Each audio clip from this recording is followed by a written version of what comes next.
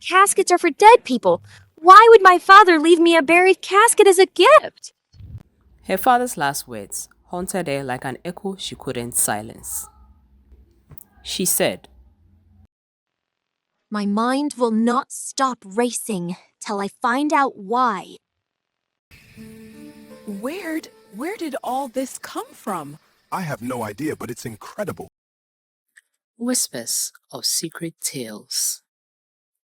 As she stood beneath the ancient baobab tree in their ancestral village, the moonlight spilled through its twisted branches as the earth yawned open for her. At her feet lay a heavy iron casket, its lid now pried open. Her breath caught. Inside was not death, but a dazzling life, bundles of crisp cash, stacked like towers, bricks of gold, glowing faintly in the night. Sealed documents bearing her father's name. Naledi's hands trembled as she touched the fortune hidden from the world. Yet her shock was not of joy, but of fear. What kind of man buries his life's work in the ground? What kind of danger was he shielding me from?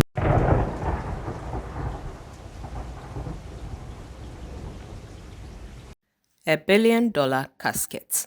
Gather around everyone and listen well, for what I am about to tell you is not just a story of wealth, but of betrayal, hidden treasures, and a daughter's courage. In the heart of Limpopo, there once lived a man whose riches shone brighter than the sun, yet his greatest treasure was not his gold, not his cattle, not his land, but his only daughter, Naledi.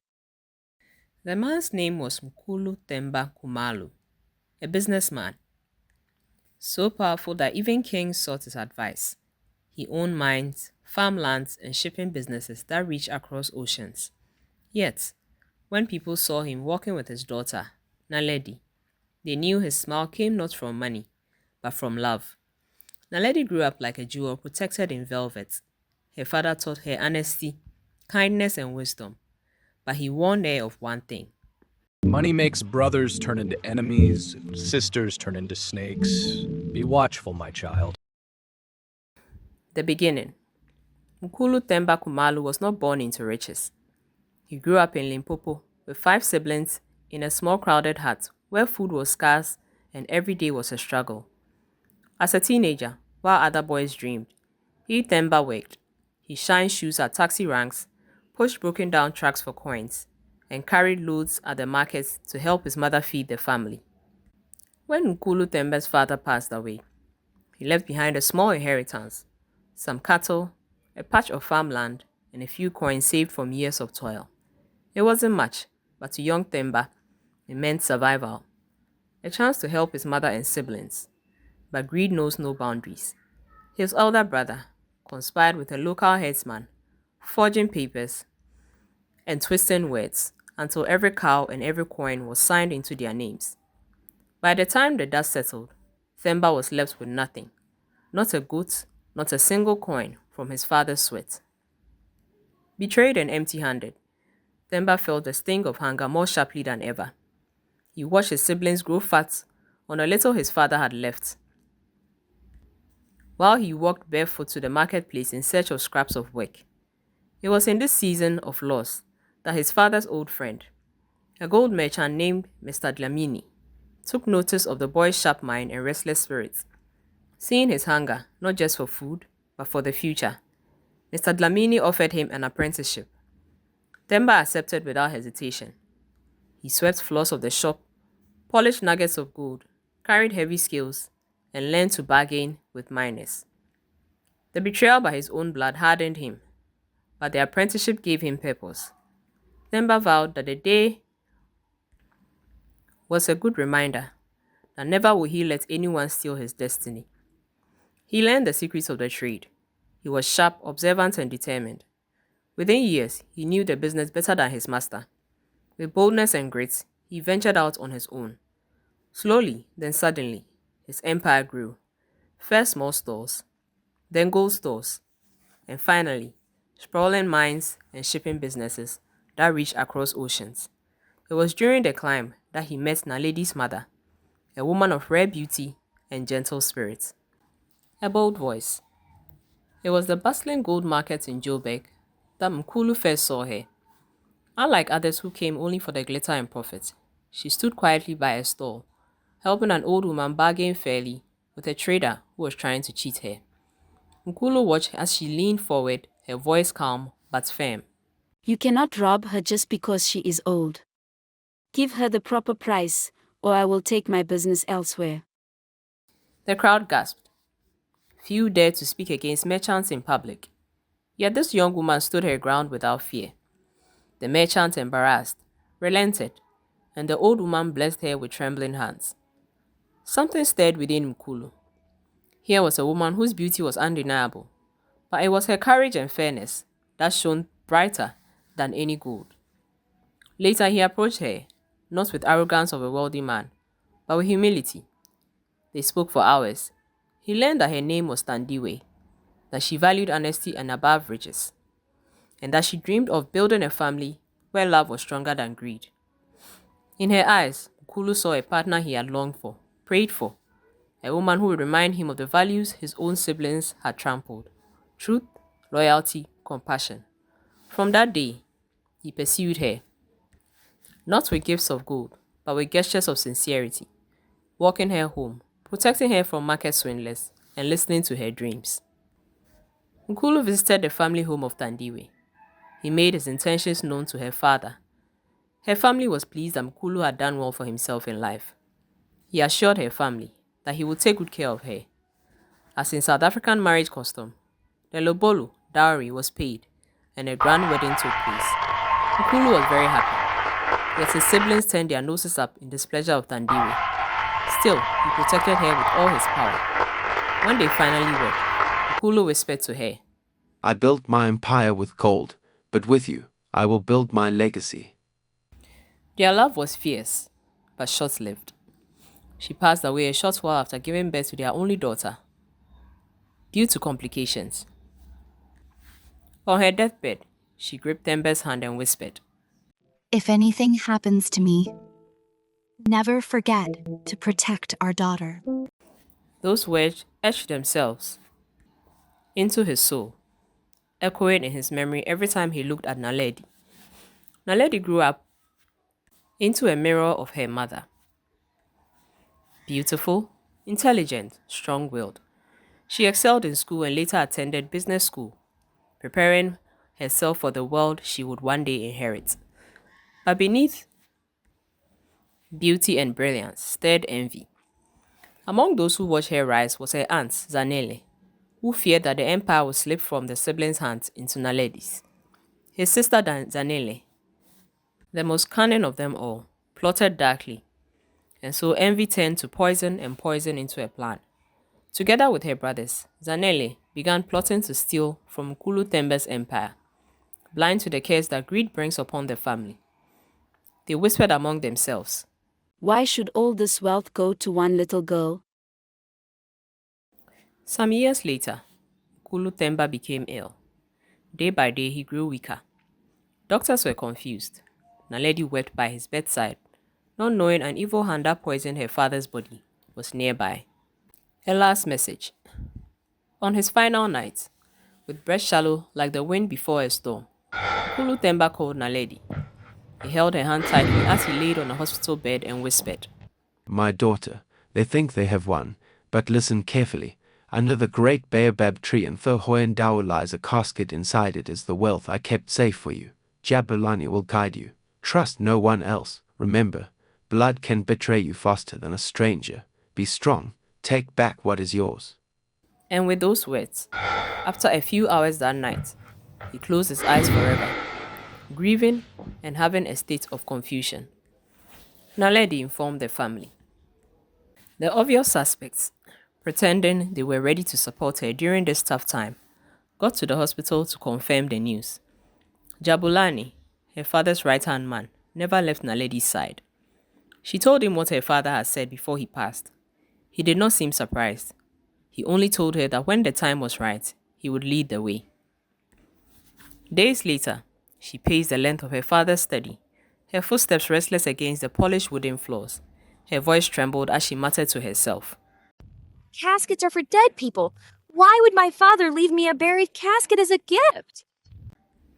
She pressed her palms to her temples, her mind racing with questions. Confusion gnawed her heart. Her father's last words haunted her like an echo she couldn't silence. My daughter, they think they have won, but listen carefully. Under the great baobab tree in Thohoyandao lies a casket. Inside it is the wealth I kept safe for you. Jabulani will guide you. Trust no one else. Remember, blood can betray you faster than a stranger. Be strong. Take back what is yours.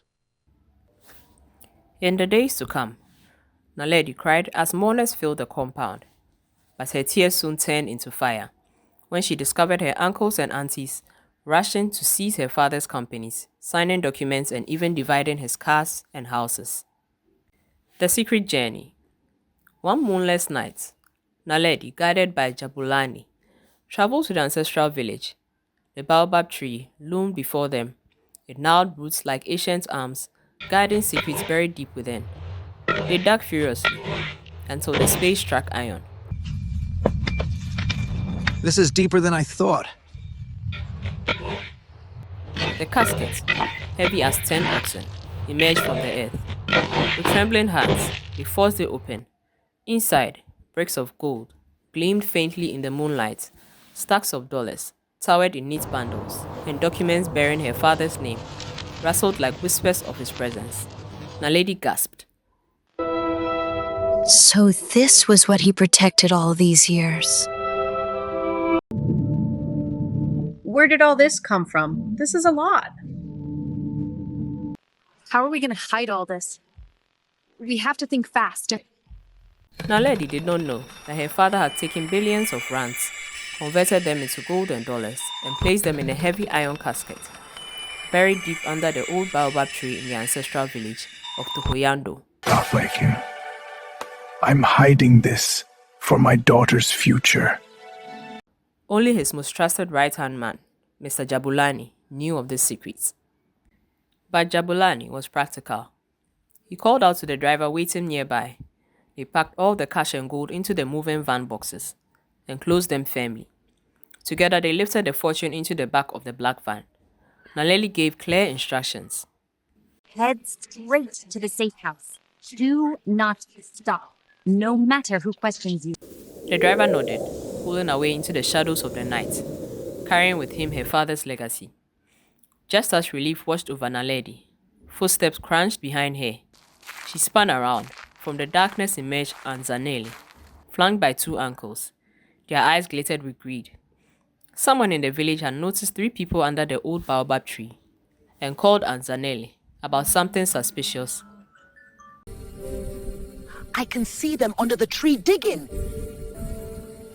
Hurry up!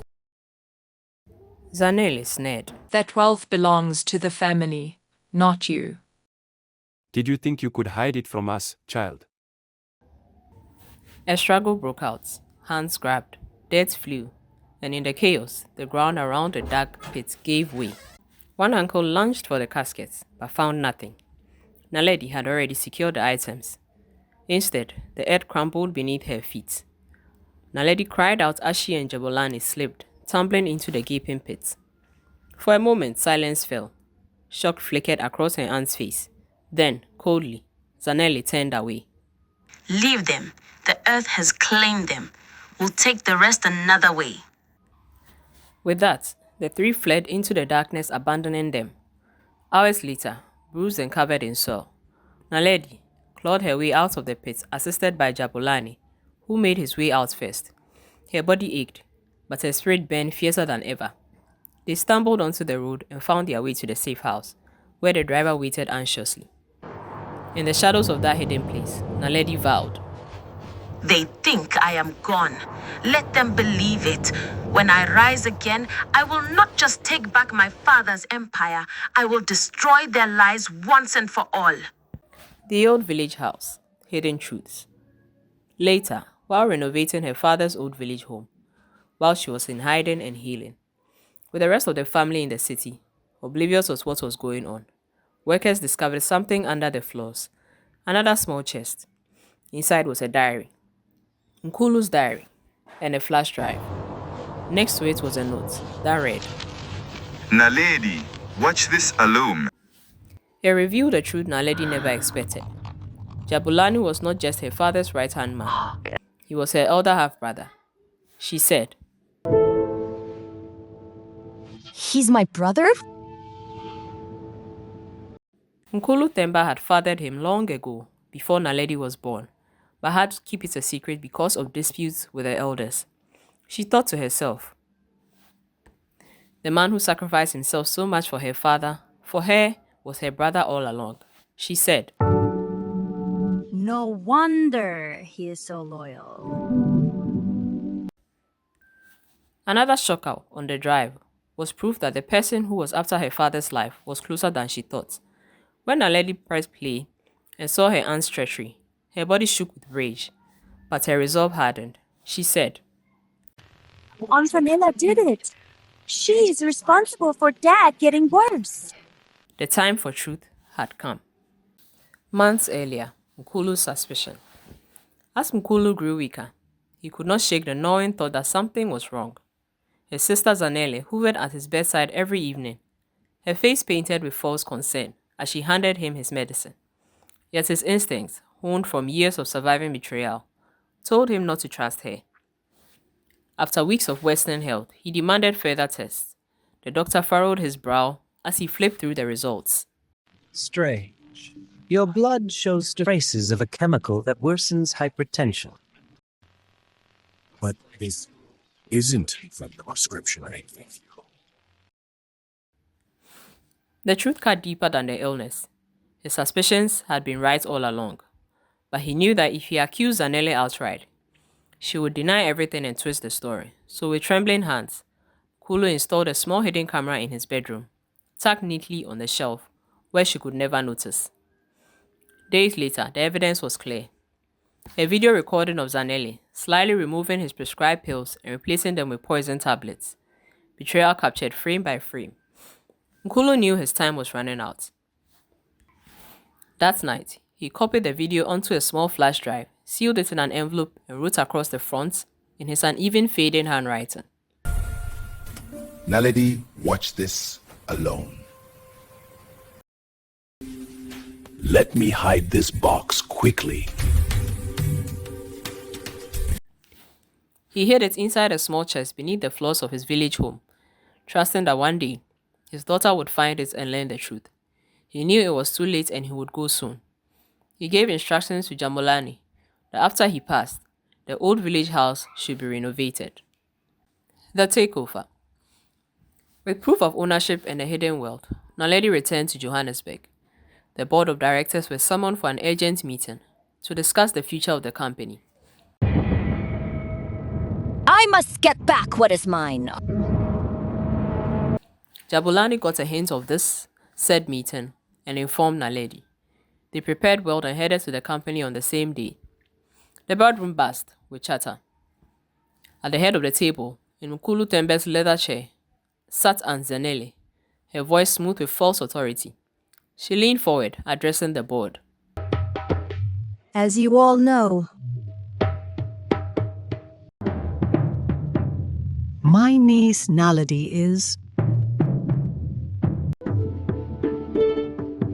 missing. And in her absence, it is only proper that leadership passes into the hands of those who truly understand this empire. Those who... The doors to the boardroom slammed open. Every head turned. Gasps filled the air.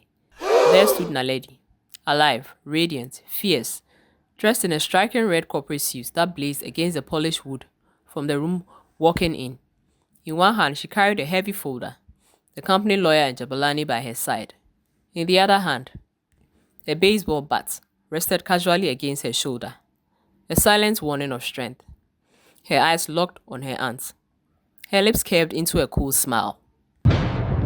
Did someone mention my name? I hear I was missing.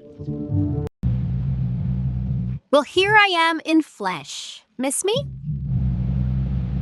The room froze.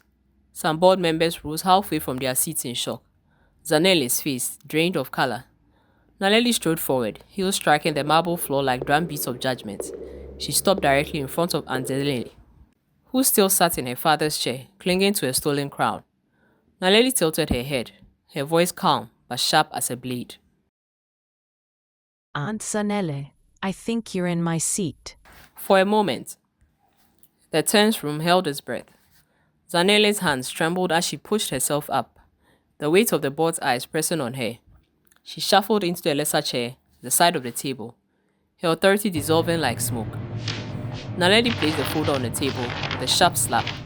She said, I have special announcement. A shocking one. This is proof of my rightful inheritance and your corruption. The lawyer slid the documents across the table for the directors to inspect. Then, with deliberate poise, Naledi set the baseball bat against the side of her father's chair, sat down in it, and looked around the boardroom, with her eyes blazing.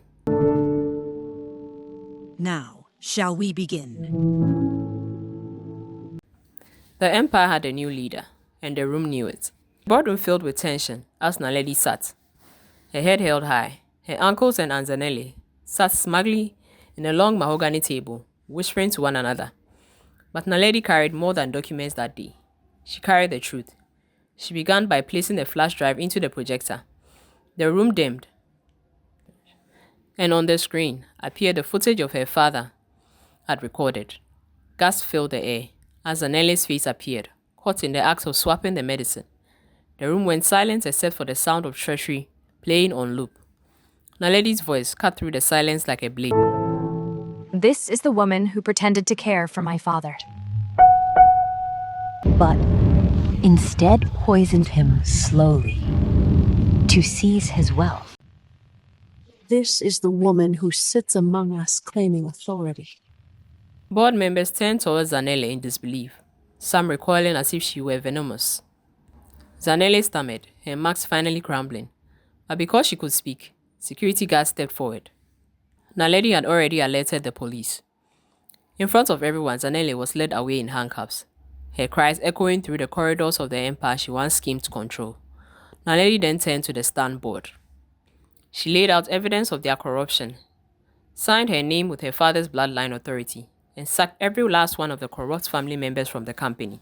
This company belongs not to thieves or traitors, but to those who honor my father's legacy. From today, I lead, not with greed, but with integrity. Applause erupted. For the first time, Naledi felt the weight of her father's word. Money makes brothers turn into enemies, sisters turn into snakes. Be watchful, my child. But now justice had spoken, and the entire empire was hers to guard. The empire was hers now, but her heart ached, not for the loss of money, no. Money could always grow again. But for Jabulani, who sacrificed so much and never really enjoyed the pleasure of being acknowledged as family. She decided that her father's legacy would live on. She made sure to keep Jabulani close, and as a brother she already felt like he has. Naledi took over the business with strength, but she never forgot the lesson. Family is not always bound by blood, but by loyalty, truth, and sacrifice. I will miss you dearly, Daddy. And so, the people of Limpopo still tell the tale of the billion-rand casket, warning that wealth can make relatives betray you, but love and loyalty will always reveal themselves, even in the darkest of times. And that, my children, is how Naledi Kumalo, daughter of Themba Kumalo, became a queen not only of riches, but of wisdom. Grandma Naledi is the best grandma in the whole world. What lessons do you learn from this? Tell me where you are watching from. If you love this, kindly like, subscribe, share. Thank you.